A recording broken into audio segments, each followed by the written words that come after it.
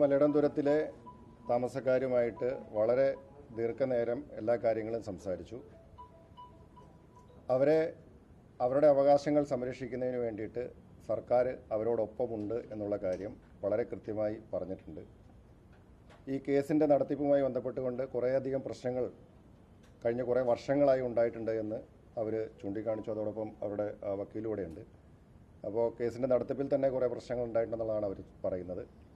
അപ്പോൾ ഈ വിഷയം എത്രയോ പതിറ്റാണ്ടുകളായി നടക്കുന്ന ഈ കേസിൽ ഞങ്ങൾ സർക്കാർ പറഞ്ഞിരിക്കുന്നത്, സർക്കാർ അവർക്ക് കൊടുത്തിരിക്കുന്ന ഉറപ്പ്, ഗവൺമെൻറ് തന്നെ നേരിട്ട് ഹൈക്കോടതിയിൽ തിങ്കളാഴ്ച ഈ കേസ് റെപ്രസെൻറ്റ് ചെയ്യാനായിട്ട് ശ്രമിക്കും. AGക്ക് അതിനാവശ്യമായിട്ടുള്ള ഡയറക്ഷൻ കൊടുത്തിട്ടുണ്ട്. ഹൈക്കോടതിയിൽ ഗവൺമെൻറ് ഇവർക്ക് വേണ്ടി സർക്കാരിന് ഇതിനകത്ത് ബോധിപ്പിക്കാനുള്ള, ഈ വിഷയത്തിൽ ഗവൺമെൻറ്റിന് ബോധിപ്പിക്കാനുള്ള കാര്യങ്ങൾ ബോധിപ്പിക്കുന്നതിന് വേണ്ടി കോടതിയെ ബോധിപ്പിക്കുന്നതിന് വേണ്ടിയിട്ടുള്ള ശ്രമം സർക്കാരിൻ്റെ ഭാഗത്തു നിന്ന് നടത്തും.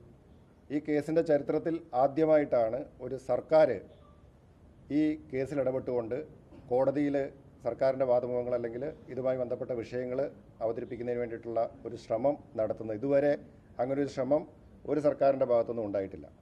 അങ്ങനെ ഇവരുടെ കേസിൽ സർക്കാർ ഇടപെട്ടുകൊണ്ട് കോടതിയിൽ നിന്നും ഇവർക്ക് ന്യായമായ ഒരു വിധി ലഭിക്കുന്നതിന് വേണ്ടിയിട്ടുള്ള ഇടപെടൽ സർക്കാരിൻ്റെ ഭാഗത്തു നിന്ന് നടത്തുന്നതായിരിക്കും.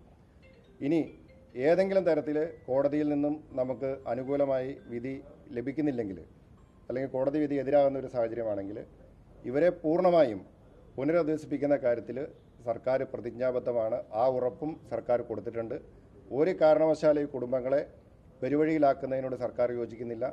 കോടതി വിധി എതിരായി വന്നാൽ ഈ മുഴുവൻ കുടുംബങ്ങളെയും അവരുമായി സംസാരിച്ചുകൊണ്ട് വളരെ ന്യായമായിട്ടുള്ള രീതിയിലുള്ള ഒരു പുനരധിവാസ പാക്കേജ് സർക്കാർ അവരുമായി ഡിസ്കസ് ചെയ്ത് അത് തീരുമാനിക്കും, അത് നടപ്പാക്കും. ഒരു കാരണവശാലും അവരെ പെരുവഴിയിലാക്കുവാനായിട്ട് സർക്കാർ തയ്യാറാവുകയില്ല. ഇവരോടൊപ്പം എത്രയോ വർഷങ്ങളായി നടക്കുന്നൊരു കേസാണ്. ഇതുവരെ ഒരു ഗവൺമെൻറ്റും ഇതിനകത്ത് ഈ കോടതിയിൽ ഈ കേസിൽ ഒരു കക്ഷി ചേരുവാനോ അല്ലെങ്കിൽ ഇതിന് സർക്കാരിൻ്റെ ഭാഗത്തു നിന്ന് കേൾക്കാനുള്ള വാദങ്ങൾ കോടതിയെ ബോധിപ്പിക്കുവാനോ പരിശ്രമിച്ചിട്ടില്ല. ആദ്യമായിട്ട് ഈ ഗവൺമെൻറ് അധികാരത്തിൽ വന്ന് മണിക്കൂറുകൾ മാത്രമേ ആയിട്ടുള്ളൂ.